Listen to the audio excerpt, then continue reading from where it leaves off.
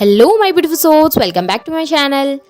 आज की रीडिंग में हम देखने वाले हैं कि आपके पार्टनर और थर्ड पार्टी के बीच इस समय क्या चल रहा है, क्या है उन दोनों की फीलिंग्स एक दूसरे को लेकर, क्या सोच रहे हैं वो दोनों एक दूसरे के लिए, क्या है उन दोनों की फीलिंग्स। रीडिंग जर्नल है, आपके साथ जितना रेजोनेट करती है आप उतना रखिएगा। मेल एंड फीमेल सभी के लिए और सारे ही साइंस के लिए रीडिंग है। रीडिंग टाइमलेस है, तो जिस वक्त पे आपके सामने आती है उस वक्त ये आपके साथ रेजोनेट कर सकती है। चलिए स्टार्ट करते हैं। यहाँ पे हाईलाइटेड साइंस बता देती हूँ। सबसे पहले थर्ड पार्टी के साइंस बता देती हूँ। थर्ड पार्टी एयर साइन के हो सकते हैं, टॉरस, वर्गो, कैप्रिकॉर्न।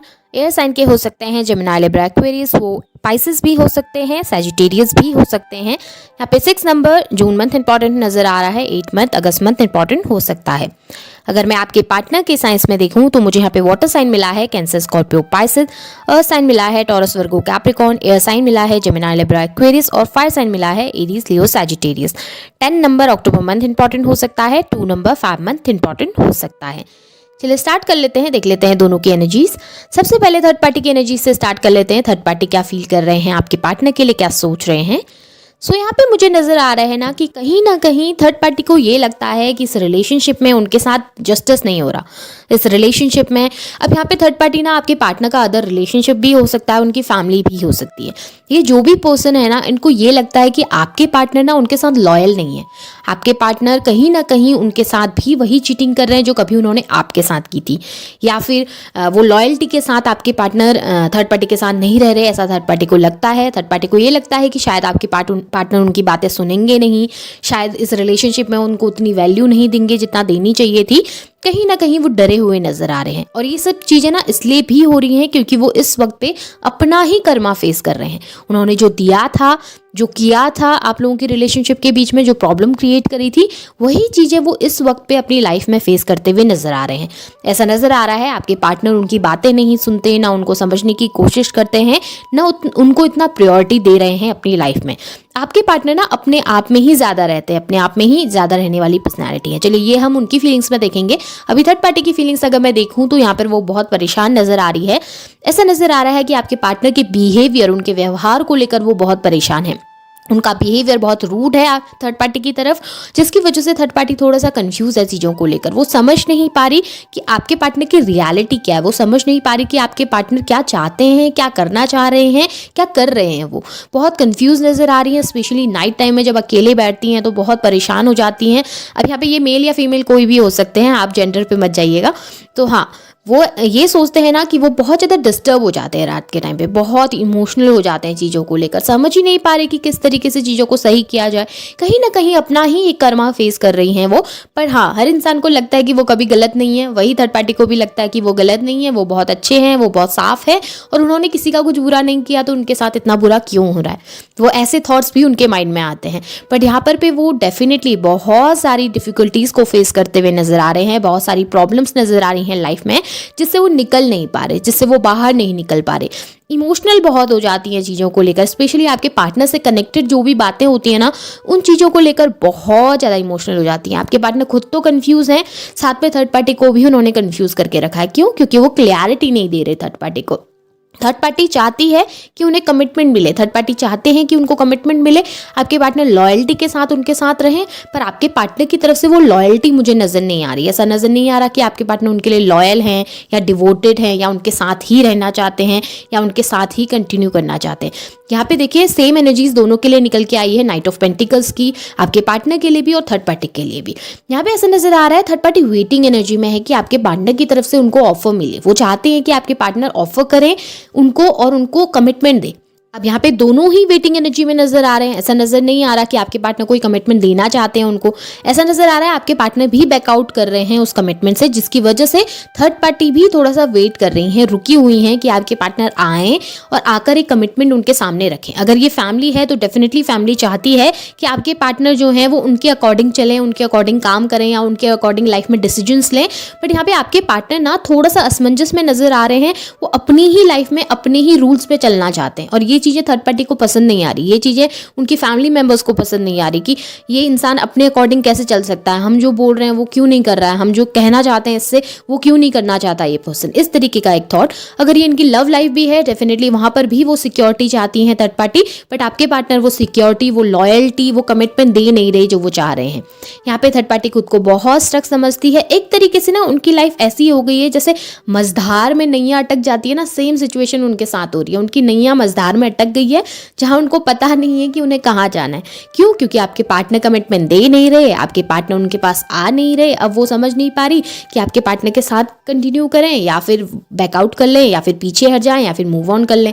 क्यों? क्योंकि उन्होंने आपको, उनको पाने के लिए आप लोगों के बीच में इतना प्रॉब्लम क्रिएट किया था, उनको पाने के लिए आप लोगों के बीच में इतना मिसअंडरस्टैंडिंग क्रिएट कर दिया था। अब आपके पार्टनर ही उनको वैल्यू नहीं कर रहे। वही चीज़ें जो उन्होंने आप दोनों के साथ क्रिएट करी थी वही फेस करती हुई नजर आ रही हैं। वही डिफिकल्टीज जो उन्होंने क्रिएट करी थी वही डिफिकल्टीज अभी अपनी लाइफ में फेस करते हुए नजर आ रही हैं। कहीं ना कहीं वही मिरर फेस करती हुई नजर आ रही हैं। वही मिरर इमेज यहाँ पर दिखाई दे रही है उनके रिलेशनशिप में। बहुत डिफिकल्टीज है और स्टक खुद को फील कर रही हैं। इम्बैलेंस यहाँ पे नजर आ रहा है दोनों के बीच में। ऐसा नजर आ रहा है कि बैलेंस की बहुत ज़्यादा कमी है। थर्ड पार्टी अभी इस रिलेशनशिप को बैलेंस नहीं कर पा रहे। थर्ड पार्टी और आपके पार्टनर भी इस एनर्जी को बैलेंस नहीं कर पा रहे। कहीं ना कहीं वो बहुत परेशान है, बहुत इमोशनल है। एक तरफ से ना वो कोशिश करना भी चाहे तो उनकी कोशिश ना सक्सेसफुल नहीं हो पा रही। क्यों? आपके पार्टनर उतना रिटर्न में कर नहीं रहे। आपके पार्टनर अपनी तरफ से कोई कोशिश नहीं कर रहे थर्ड पार्टी के लिए, और थर्ड पार्टी यहाँ पे कोशिश करते करते परेशान हो चुकी है। वो अब ज़्यादा गिविंग नहीं होना चाहते, वो अपनी तरफ से अब ज़्यादा कोशिश नहीं करना चाहते, वो अब इस रिलेशनशिप के लिए मेहनत नहीं करना चाहते। उन्हें ये लगने लगा है कि मैं ही क्यों करूँ, सिर्फ मैं ही क्यों करूँ। अब अगर आपके पार्टनर की एनर्जीज देखूं तो यहाँ पे नजर आ रहा है कि आपके पार्टनर तो सेल्फ ऑब्सेस्ड है। वो खुद से ही प्यार करते हैं, खुद के बारे में ही सोच रहे हैं। वो खुद को हैप्पी रखना चाहते हैं बेसिकली। उनको अगर प्रॉफिट नज़र आता है थर्ड पार्टी से तो वो डेफिनेटली थर्ड पार्टी के पास चले जाते हैं, उनके साथ रहते हैं। और जैसे ही उन्हें नज़र आता है कि थर्ड पार्टी की तरफ अब कोई बेनिफिट नहीं हो रहा तो वो बैकआउट कर लेते हैं। जिस तरीके से उन्होंने आपको एक तरफ से ट्रीट किया था ना, कि जब प्रॉफिट हो रहा था आपके पास आ रहे थे, जब मतलब था आते थे, जब मतलब नहीं था चले जाते हैं, घंटों तक बातें नहीं करते, महीनों तक बातें नहीं करते, वही सब चीज़ें यहाँ पे थर्ड पार्टी के साथ भी चल रही हैं। मतलब पड़ता है तो चले जाते हैं थर्ड पार्टी के पास, सपोर्ट ले लेते हैं उनसे, उस वक्त पे बहुत गिविंग हो जाते हैं थर्ड पार्टी के लिए। बट जैसे ही अपना मतलब पूरा होता है, जैसे भी अपना मतलब निकलता है, वैसे ही ये ऐसे भागते हैं कि दोबारा पीछे मुड़कर देखते नहीं थर्ड पार्टी को। इस तरीके की एक एनर्जी है जहाँ पर ये गिविंग नहीं है। एक तरीके से थर्ड पार्टी के लिए इमोशनल नहीं है, कोई इमोशन बॉन्ड नहीं है दोनों के बीच में। एक तरीके से ना बस गिव एंड टेक दोनों के बीच में चल रहा है कि तुम दो और फिर मैं भी दूंगा, और बस ऐसे ही चलता रहेगा रिलेशनशिप। कंफ्यूजन जरूर नजर आ रहा है यहाँ पे आपके पार्टनर के दिल के अंदर।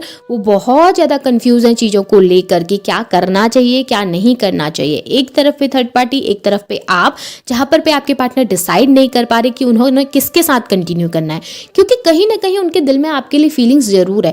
देखिए, इंसान अगर कितनी भी गलती करता है ना, कितनी भी मिस्टेक करता है, उसको अपने गिल्ट का एहसास जरूर होता है, उसको उस गलती का एहसास जरूर होता है। चाहे वो फेस से दिखाता है, चाहे वो सामने से दिखाता है मैंने गलत नहीं किया, मैं सही हूँ, मैं अच्छा हूँ, पर रियलिटी में वो जानता है कि उसने गलत किया है। रियलिटी में उसके अंदर वो गिल्ट उसको महसूस होता है, और वही गिल्ट आपके पार्टनर को भी महसूस होता है कि उन्होंने गलत किया है। इसीलिए तो वो वेटिंग एनर्जी में यहाँ पर दिखाई दे रहे हैं, क्योंकि वो कमिटमेंट दे नहीं पा रहे थर्ड पार्टी को, क्योंकि वो अंदर से जानते हैं उन्होंने अपने रिलेशनशिप में कुछ मिस्टेक्स कर दी हैं, कुछ गलतियां कर दी हैं जिन्हें उन्हें सही करना है। वही बर्डन यहाँ पे फेस करते हुए नजर आ रहे हैं, वही रिस्पॉन्सिबिलिटीज फेस करते हुए नजर आ रहे हैं, वही कर्मा फेस करते हुए नजर आ रहे हैं। कहीं ना कहीं परेशान रहते हैं लाइफ में, कहीं ना कहीं कुछ भी समझ नहीं पा रहे कैसे करना है, कैसे सही करना है, चीज़ों को कैसे सही कर पाएं। अब थर्ड पार्टी के साथ सब कुछ सही चल रहा है, मूव ऑन करने की सोच रहे तो कर नहीं पा रहे। क्यों? क्योंकि वो थॉट, वो गिल्ट मन के अंदर जरूर है जो उन्हें खाए जा रहा है अंदर से, जो उन्हें परेशान किए जा रहा है अंदर से। इस वजह से थर्ड पार्टी के पास जाकर कमिटमेंट नहीं देना चाहते। ऐसा नहीं है कि वो चाहते नहीं है, चाहते जरूर है कि हाँ ठीक है लाइफ अच्छी हो जाए, आगे मूव ऑन करे, पर कर नहीं पा रहे। क्यों? क्योंकि एक माइंड में आपके थॉट भी हैं, एक माइंड में वो चीज़ें भी हैं जो उन्होंने आपके साथ की हैं। तो जब किसी के साथ कोई बुरा करता है वो खुशी से कैसे जी सकता है? वहीं पे सेम चीज़ें दिखाई दे रही हैं कि आपके पार्टनर ना बहुत मैनिपुलेटिव रहे हैं आपके साथ, बहुत परेशान किया उन्होंने आपको, बहुत झूठ बोला है आपसे। अभी वही चीज़ें ना वो गिल्ट महसूस कर पाते हैं उन चीज़ों का, वही बर्डन महसूस कर पाते हैं अपने ऊपर, जिस वजह से डिसीजन नहीं ले पा रहे लाइफ में थर्ड पार्टी के लिए।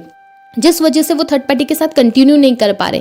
और ये भी है कि कहीं ना कहीं वो समझ चुके हैं कि इस रिलेशनशिप में गलतियां ज़रूर हैं, थर्ड पार्टी के साथ भी वो खुश नहीं है। जहाँ पर भी वो हैप्पी रहना चाहते थे, जो वो सोच रहे थे ना कि वो हैप्पी रहेंगे, बहुत खुश रहेंगे थर्ड पार्टी के साथ, तो यहाँ पे वो खुश नहीं है, उनको खुशी महसूस नहीं हो रही। उस वक्त लगा था उनको कि उन्हें खुशी महसूस होगी, पर जब वो गए उनके साथ, जब उनके साथ रहने लगे, तब उन्हें एहसास हुआ कि नहीं, यहाँ पर भी खुशी नहीं है। बहुत कॉम्प्लिकेटेड रिलेशनशिप दोनों का नजर आ रहा है, और थर्ड पार्टी तो डेफिनेटली बहुत परेशान है आपके पार्टनर के बिहेवियर को लेकर। सो ये आप लोगों की रीडिंग थी। होप आप लोगों को पसंद आई होगी। रीडिंग पसंद आती है तो इसे क्लेम कीजिए, लाइक कीजिए, शेयर कीजिए, चैनल को सब्सक्राइब भी जरूर कीजिएगा। Thank you.